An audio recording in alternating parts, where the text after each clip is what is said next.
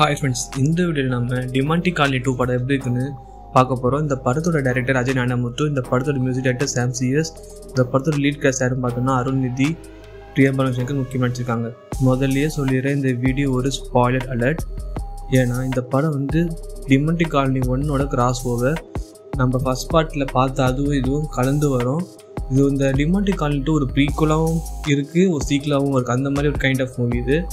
படத்தோட ஸ்டோரி நல்லா இருக்குது, ஸ்க்ரீன் ப்ளே ரொம்ப இன்ட்ரெஸ்டிங்காக இருந்துச்சு. நெக்ஸ்ட் என்ன ஆக போகுதுன்னு ப்ரெடிக்டே பண்ண முடியாத மாதிரி நல்லா இருந்துச்சு. தென் இந்த படத்தோட சினிமோகிராஃபி ரொம்ப சூப்பராக இருந்துச்சு. சில கிராஃபிக்ஸ் ஒர்க்கும் இந்த பட்ஜெட்டில் நல்லாவே பண்ணியிருந்தாங்க. பிஜிஎம் நல்லாவே இருந்துச்சு. ஃபர்ஸ்ட் பார்ட்டில் வந்த மாதிரியே நல்லா ஒரு பிஜிஎம் கொடுத்துருந்தாங்க. தென் இந்த படத்தில் எடிட்டிங் ஓகே குட் நல்லா இருந்துச்சு. சில ஹாரர் மூமெண்ட்ஸ்லாம் நல்லாவே இருந்துச்சு.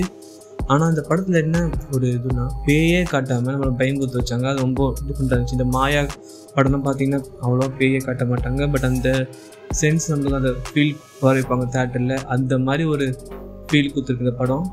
இந்த படத்தில் நிறைய பாசிட்டிவ்ஸ் இருந்தாலும் எனக்கு இந்த படத்தில் சின்ன நெகட்டிவ் என்ன சொல்லுவேன்னா, டிமாண்டி காலனி 1 அளவுக்கு இந்த படம் அவ்வளோவா இல்லைன்னு தோணுச்சு. ஏன்னா அந்த படம் வந்து ரொம்ப ரொம்ப இன்ட்ரெஸ்டிங்காக கொண்டு போயிருந்தாங்க. அந்த பயமும் இருந்துச்சு, இன்ட்ரெஸ்டிங்காக ஸ்க்ரீன் ப்ளே இருந்துச்சு. நம்ம ஏதோ புதுசாக பார்க்குற ஃபீல் இருந்துச்சு. இந்த படத்தில் நம்மளுக்கு அந்த ஆல்ரெடி டிமாண்டி காலனி 1 பார்த்தனால அந்தளவுக்கு ஒரு இன்ட்ரெஸ்டிங் இல்லைனாலும் அதை கம்பேர் பண்ணாமல் இது நார்மலாக பார்த்தோன்னா இந்த கண்டிப்பாக இந்த படம் பிடிக்கும். ஓவரால் இந்த படம் இது ஒரு மிகப்பெரிய சக்ஸஸாக மாறி இருக்குது அருண்நிதிக்கு. ஆஃப்டர் கோப்ரா ஃபெயிலியர் அஜய் ஞானமுத்துக்கு ஒரு மச் நீடட் பிரேக்காக அமைஞ்சிருக்கு. கண்டிப்பாக இந்த படம் எல்லா சென்டர் ஆடியன்ஸுக்கும் எல்லா டைப் ஆஃப் ஆடியன்ஸ்க்கும் இந்த படம் பிடிக்கும். நீங்கள் இந்த படத்தை மிஸ் பண்ணாமல் தேட்டரில் போய் பாருங்கள். நான் இந்த படத்துக்கு ஒரு 3.5 ஸ்டார்ஸ் கொடுப்பேன். ஓகே ஃப்ரெண்ட்ஸ், தேங்க்ஸ் ஃபார் வாட்சிங் மை வீடியோ.